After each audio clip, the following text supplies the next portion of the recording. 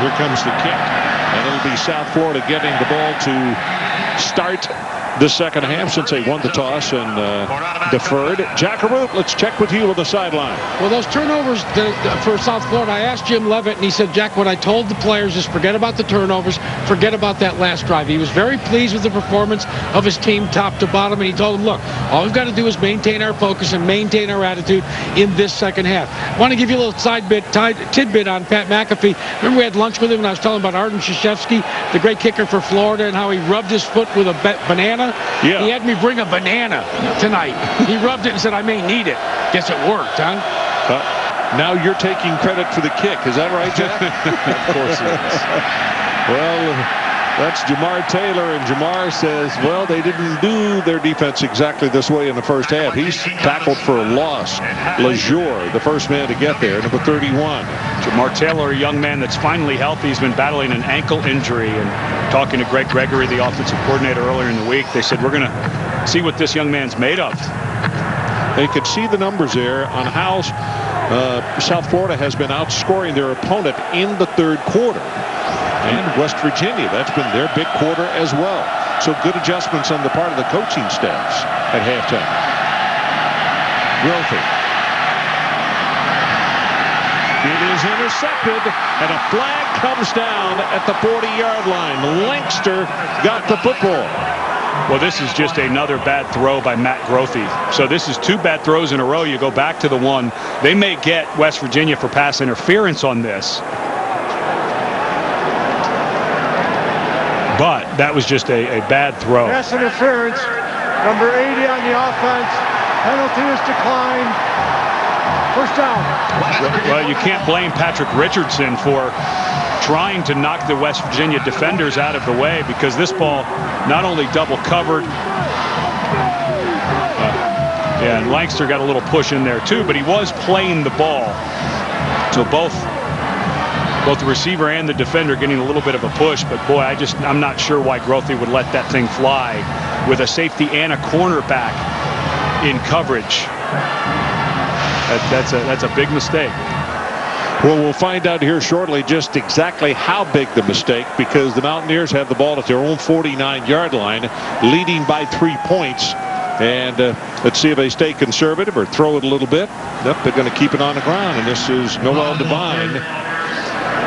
The last drive before the half. And really nice job, Noel Devine, who didn't play in the first quarter. Good job keeping his balance, put his hands down, then getting out of bounds. And this is a part of the game that Pat White in his senior year has really developed, is in the pocket passing. And then Pat McAfee, the senior, knocks it through. We saw him come out at halftime. McAfee, he was nailing him from 60. He was. Here comes pressure, backside. Now White's going to run. 45-40, 35. At the 30, and then being taken out of bounds by Jerome Murphy.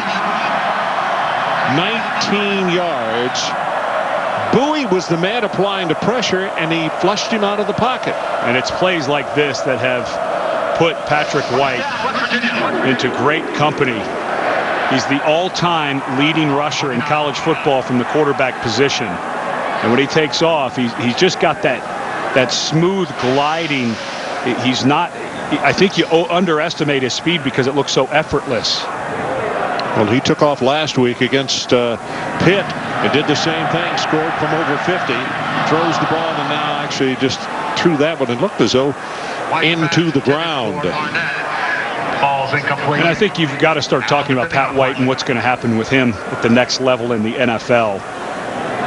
And the four guys that he is above, Brad Smith, Antoine Randall, and Josh Cribbs, are all playing wide receiver type positions in the NFL. And I think that Pat has developed into a good passer, but I feel like at the next level, he's going to be one of those utility guys, I believe. Well, the running play will take it down inside the 25. Jackaroot. You know, Ron, during our lunch yesterday, I actually started to talk to Pat a little bit about his aspirations in the NFL. And he said, even though I was born in Alabama, I've always been a Pittsburgh Steelers fan. And I said, well, do you want to be a quarterback? And he said, no. He said, I just want to play on Sunday. So it's a little bit different than some of the other utility quarterbacks that have held out, like a Heisman Trophy winner from Nebraska a few years ago. He'll go and play wherever. You know, Jack, you have to wonder, with his abilities, as he's under pressure and gets the ball off almost intercepted. He was trying to get it off at the very last minute to Jock Sanders, and Keon Wilson was right there. To complete my thought, you have to think he's plenty good enough to be a backup quarterback. In other words, a number 3 in the National Football League. He still played wide receiver. Absolutely, yeah. And that would be a great thing for Patrick White to be able to do, is to be that third guy and play another position as well, a few other positions. Well, let's see if Pat McAfee can hit one from 42 yards, bar hash mark. And he's got plenty of distance, and again, got plenty of accuracy. That is right down the middle. So it's now made a 45 and a 42 in the new score. West Virginia 13-7.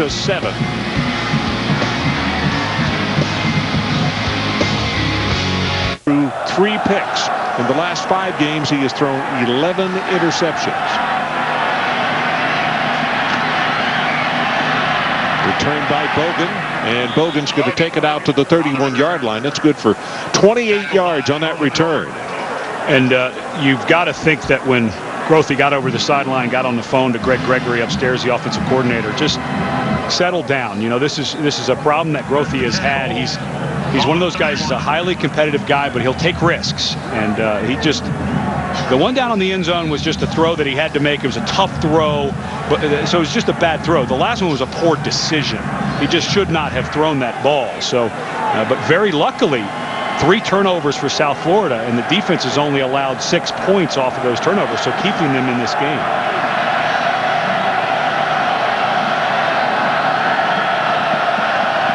See that 3-3-5 of West Virginia. The ball, just as it's caught by Love, it was caught by the defender. Going to be a pickup of 4, but Quentin Andrews was right there on him as soon as he grabbed the football.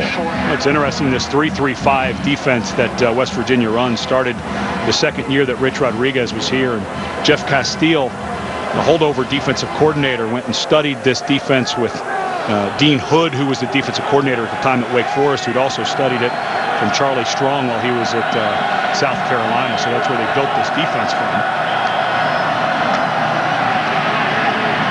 Now that's Ford, and Ford is close to the first down, just across the 40-yard line.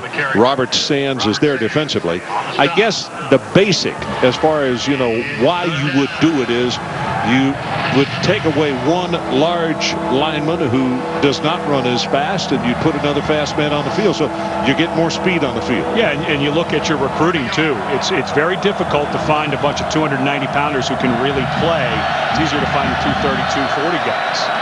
Bounces it outside Ford, and Ford spins his way inside the 50, and Robert Sands has to make a stop after a gain of 13 yards. That is a really good second effort on the part of Ford. Watch him and how hard he runs. Yeah, and total missed outside contained. Brandon Hogan, the cornerback, came inside, and so did Quentin Andrews. Both the safety and the corner gave up contained to that side, and that's why Ford was able to bounce it to the outside. See the blitz coming up the middle, and this time they're going to stuff the run for virtually no gain as Chris Neal. Well, we just showed that graphic a minute ago about West Virginia and South Florida, both very good second-half teams. Well, this defense for West Virginia, they had to replace 8 starters off a very good group from last year. And they go in at halftime, they draw up, make the adjustments, and this defense has shut out their opponents in the second half in 6 ball games this year. So it's been very stout in the second half for West Virginia. Ford, the lone setback, and Grothe will keep it, and Grothe fights his way down inside the 40-yard line. Join host Reese Davis, Kirk Herbstreit, Lou Holtz, Lee Corso, and Mark May as they review all 34 bowl games, the matchups, the winners, the losers. The Bowl Selection Special on ESPN tomorrow night, 8 o'clock. Ron Franklin, Ed Cunningham, and Jack Arute coming to you from Morgantown, West Virginia. Final game for, 18 seniors on this Mountaineer football team. And, of course, Pat White, probably the most popular Mountaineer to have ever played here, playing his final game tonight. And if you're wondering why they are wearing the white uniforms tonight and they are at home, they had to ask for permission at the very beginning of the season. They had to contact the conference to ask them. You can't do it after the season is underway. And they were given permission. South Florida said it was cool with them that they would wear the dark jerseys. And on 4th and 1, you're going to see South Florida kick it away. A little surprised South Florida's not thinking about going for it here. If you kick this into the end zone, you only gain about 21 yards of field position. It's 4th and short. Alvarado with the kick. Very high. And just like the last one, he gets it to roll dead inside the 10-yard line. That's good for 30 yards, but where it wound up is what counts. So let's take a timeout. 8:43 left, third quarter. West Virginia, 13-7. Pat White in his final night. And I have to say this. This field has held up remarkably well with the temperature in the low 20s.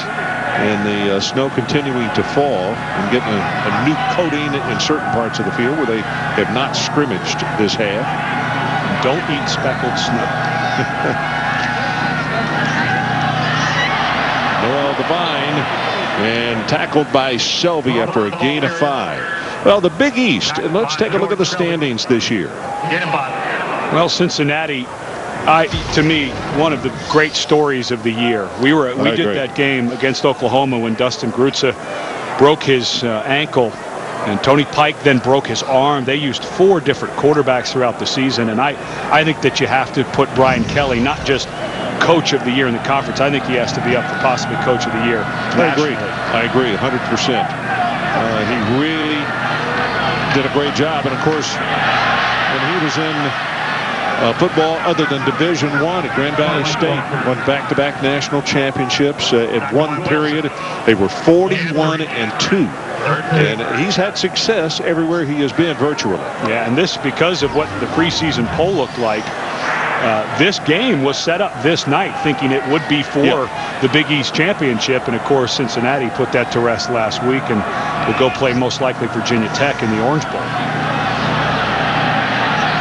It's a game that you, Mr. Arute, and myself will do for ESPN Radio on January the 1st. It's Bowie who comes in to make the tackle.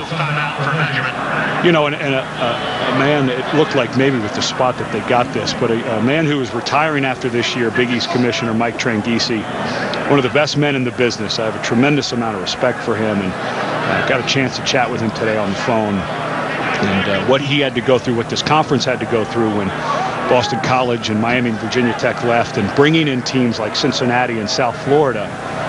And for a while there, a lot of people were saying, should the Big East keep their BCS as an automatic qualifier?